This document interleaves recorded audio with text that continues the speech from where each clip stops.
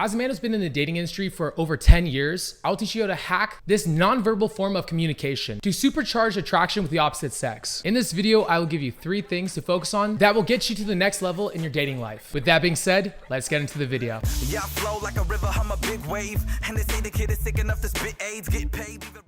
If you're wanting to take your dating life to the next level, now's your chance. From the next 24 hours, all boot camps and one-on-one coaching calls are 20% off. We will work on all aspects of dating, from dating apps, to your photos, to your ability to speak to women, to get dates. If you are interested, text discount to 702-841-9909. Now, in this video, I'm gonna teach you both the actions you need to take, the ways you need to move to attract women, but also the personality behind this man. Because if you don't have the personality behind this man, you will never attract women. You also will be incapable of taking on the body language that I'll be teaching you in this video. This is years of culmination of me improving women. This is a very high quality, advanced video. It's very dense. And if you are truly wanting to improve with women, you will watch this video. If you are very half-assing this and you're just watching this to get that emotional high, feeling like you're evolving and feeling like you're trying to improve, come on. I've seen a lot of other dating coaches try to use this idea of body language to teach men how to pick up girls and how to talk to women.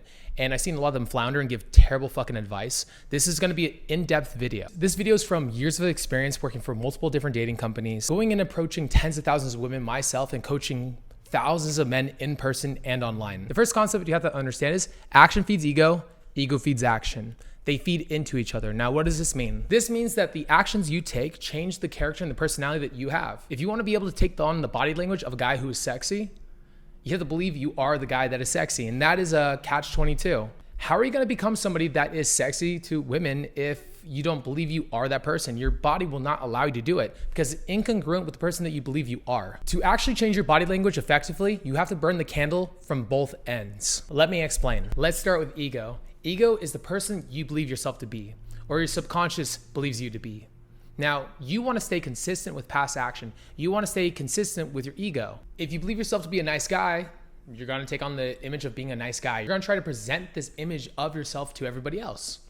If you believe yourself to be a bad boy, if you believe yourself to be a sexy motherfucker, if you believe yourself to be sexy, you will also present yourself as that. But it's a lot easier said than done. So how do we do this? Now, there's an idea that I present to my clients all the time, either through coaching calls or through boot camps. And the idea is that if you understand where you're supposed to go and you have a clear vision of that man you have to be, it's a lot easier to get to that end goal. If you want to be a certain type of person, you have to have that clear vision of that man you have to be.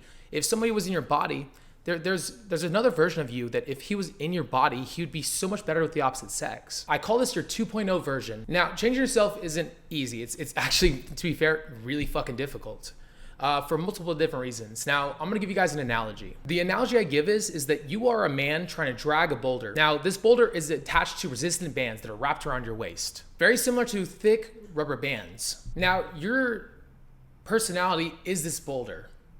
And you are the person who's trying to change this and move it. You're trying to change your habits, you're trying to change your state of being, because to be fair, if you want to get better with women, you have to change yourself. You have to change your habits, you have to change your personality, you have to change the way that you interact with people and women.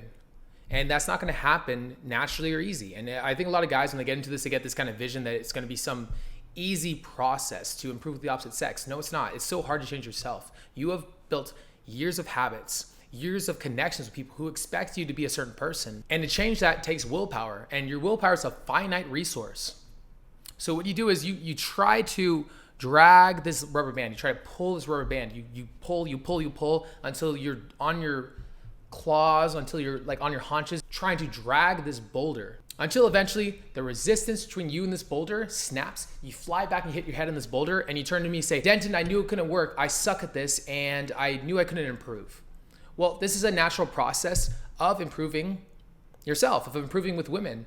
It's this up and down, you oscillate. It's very similar to the Dow stock market. If you look at a stock, when it's going up, it goes like this. But if you back up and you look at the overall trajectory of a stock, even though it looks in a very small finite piece of it to be very spastic and sporadic and very stuck, back up and you actually see over the course of 6 months, the stock has improved. In the same way, you improve like a stock. Maybe you didn't feel like you pulled or moved that boulder whatsoever, but you did. You moved it inches. And now if you're a person who truly wants to improve, you get the fuck back up and you keep dragging that boulder. Even though you hit your head, even though it hurts, you step back up to the plate, and you start dragging the boulder again, and you put in the fucking work. If it was easy, everybody would be doing it. I'm not some cookie cutter dating coach. I'm gonna tell you the truth. If you want to improve with women, it's not easy. If you want to get better, you have to hustle. If you want to get better, you have to improve. If you want to get better, to be fair, you have to invest in your life. You have to be a man that's gonna hustle, because everybody wants to be better with women. And if you want to, and you have to be competitive. Your friends won't like this. Your family won't like this. They will feel uncomfortable with the fact that you're improving and getting better, and that is okay. Some people will fall off. That's okay. They will be replaced by people that now suit the new version of you, and that's okay. If you want to get better with women, you have to become something different. Body language isn't easy. Your body and your mind won't let you do this body language I'm gonna have you do in this video if you don't believe you're capable or worthy of doing the body language. It's trying to protect you. And you have to give it proof, not promises. You have to slowly corral and caress this side of yourself to let it do what you need to do to be attractive, to move and speak in a way that is sexy. Now, let me tell you who that person you need to be is, and then I'll tell you how to become that guy. Here's the personality for the confident man. For the man that is sexy to the opposite sex. Cocky energy. Now, I know a lot of mainstream people beat people into the earth about this, but to be fair, cocky energy is sexy. It's sexy.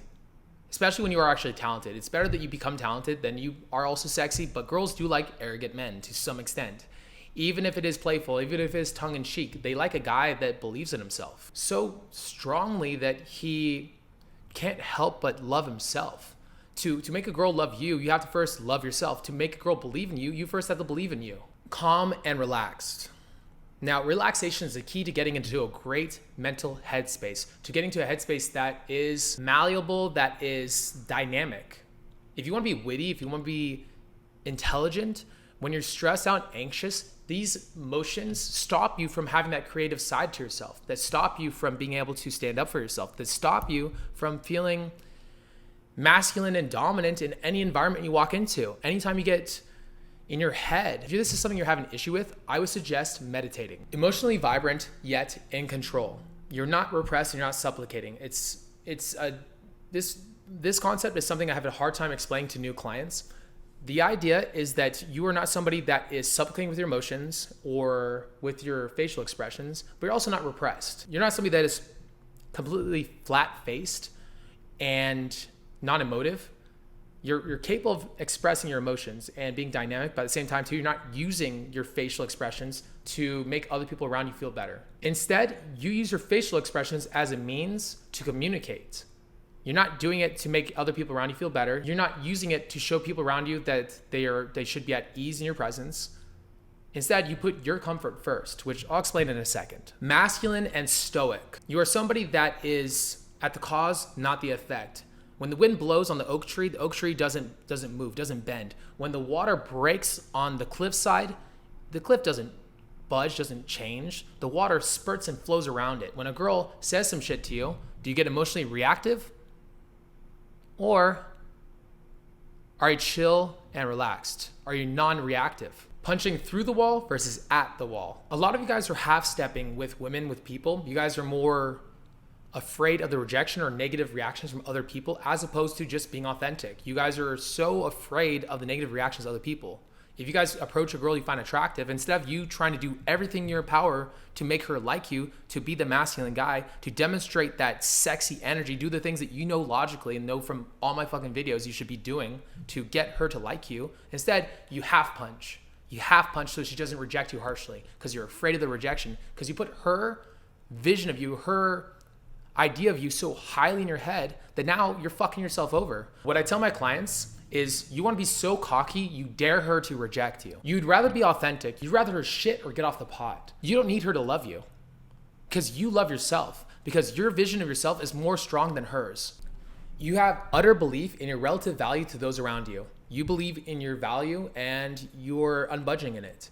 You believe you are sick. When you walk into a club, when you walk into a bar, when you walk into your workplace, when you're among your friends, you believe in your value. You either believe that everybody around you is at your level or you believe you're above them in value. There's no qualms with that. A girl doesn't want a guy at or below her in value. She wants a guy that's above her in value to begin with. Stop trying to be humble. Stop it. Girls don't want humble. You need to believe you're a sick, bad motherfucker. And that's the honest truth. I've been doing this for too many fucking years, and too many guys nowadays want to try to be humbled because it's like some kind of image in their head, because it keeps them from getting negative reaction of society. But again, the man that women want doesn't give a fuck what people think about him because he believes himself so strongly, because he is such a bad motherfucker. What does it fucking matter what other people think? Because if people recognize value, people recognize that you are a talented motherfucker, they're gonna love you regardless. They can't help it. You have proof in the pudding. And this is something that I'll talk to you guys about a little bit later in the video, how to develop this core confidence. The next one is present to the moment. You are here. You're not in your head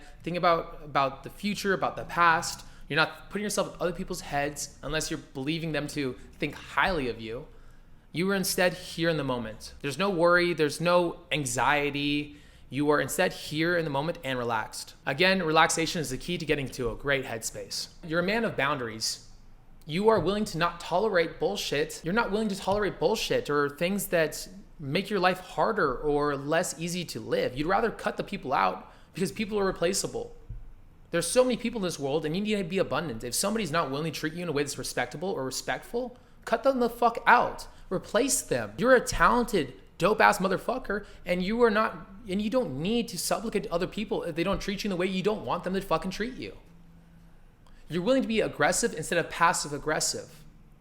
You're not afraid of confrontation. Instead, you hit confrontation straight in the face. And this actually allows you to keep a high quality of life because you're not willing to tolerate the bullshit that some people may bring into it. Now, the last piece to this section is narrative. Narrative is what you believe on a subconscious level that you deserve. This can come in the form of money, friends, things, girlfriends, women that you are dating and you desire, to the house you live in, to the things you do, to the level of your talent. We have a way of keeping ourselves oscillating a certain area. So let me ask you this. You have a certain amount in your head of money that you deserve. Now, if you make more than that money, you start blowing it. Now, if you make less than that amount, you start stressing out and getting anxious until you save back up to that amount. In the same way, you do this with women, friends, everything I mentioned before. If you believe you're deserving of a certain quality of woman, there's a certain girl, a certain level of girl that you think you deserve. Now, the cool thing about this is that you can hack this. Over time, obviously, as you watch this channel and you improve with your dating life, this narrative will move up and up and up. And if you lose a girl, if you lose a friend, your narrative will make you fight to get back to your equilibrium. You lose a guy who's disrespecting you, cool. You will replace him over some period of time because you'll get lonely. Your narrative will search to replace him. If you lose a girl, your narrative will search to replace her. And if you're somebody that is evolving, who's constantly getting better, your narrative will move up. You're shedding skin, you are growing, you're getting bigger, you're getting more powerful. Of course, the person that comes into your life next will be better than the last. 85% of your body language is the way you move, is the way you speak. It's your demeanor. It's important. If you want to attract girls, there's a way you can move, there's a way you can speak that is attractive to the opposite sex. Let me ask you this. How does a lion move versus a deer? A deer has a snap in the jungle, in the forest, and its head jolts in the direction of that sound. It doesn't languidly move, it snaps to the sound. Ears are up, it is on high fucking alert. Now, how does a lion move? You've seen the nature documentaries, how do they move?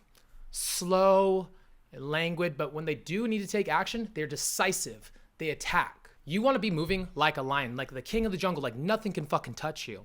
If you move like that, you're going to be sexy. So firstly, let's get into speech patterns. Number one, you want to be a vacuum of qualification. You don't want to be trying. If there's anything in the way that you speak, if there's anything in your verbals that is trying, that is asking for her to like you, that needs the validation, that needs her to chase you, you're already fucking up. Brevity of speech is everything. Unless you're using your words to add extra connotation to the sentence, unless you're trying to add a joke, add some playful energy to the conversation, you're always brevity of speech. If a girl says, oh, do you say this to all the girls? Yeah. Not this convoluted, yeah, like Kobe at the free throw line, as many as I can possibly do. No, shut the fuck up. Brevity of speech. Brevity of speech. You're a lion, not a deer. You're adding pauses. You're speaking languidly. You're a drag in the vowels. You are speaking in a way that is at ease, that is not taking the time to let their words sink in because you're afraid that somebody's not going to be fucking listening. How would a lion speak? How would he move? How would a lion speak? Because I guarantee you, it would be just like this. The next part is tone. Now, a lot of you guys are speaking high in your throat. What you guys want to be doing is speaking into your stomach, breathing deep so your voice gets a little bit deeper. You want to be loosening your vocal cords so your voice gets a little bit more of a resonance to it.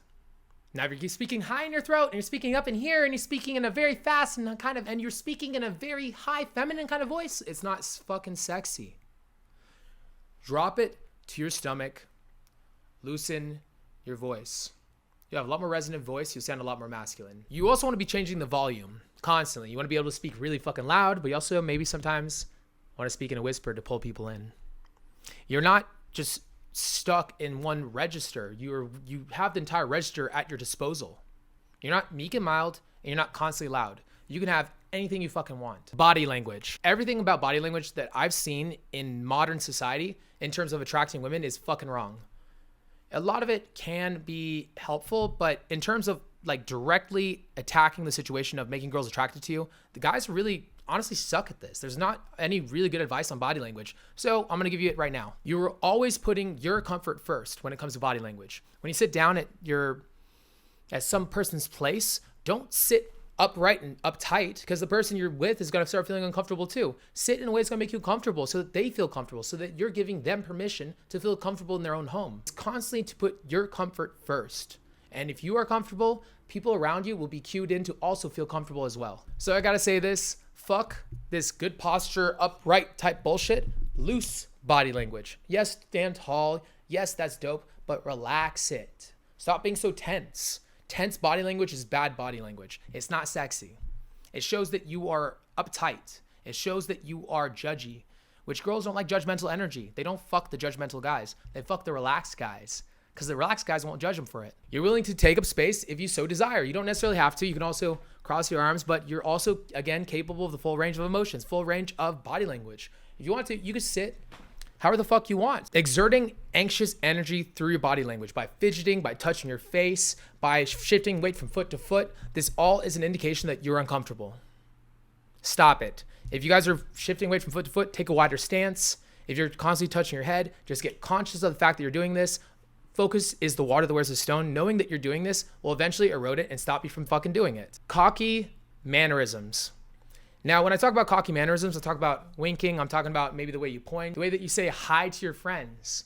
These are cocky mannerisms. You can see this in a lot of guys who are considered the cool kids. They move in a way that is just unique to themselves. It gives a flavor to their body language. And if you're capable of giving flavor to your body language, it's an indication that you run your own track, that you are the popular kid of your crew, that you are somebody that doesn't give a fuck what other people think about you. It gives flavor. Facial expressions. First and foremost, make it relaxed.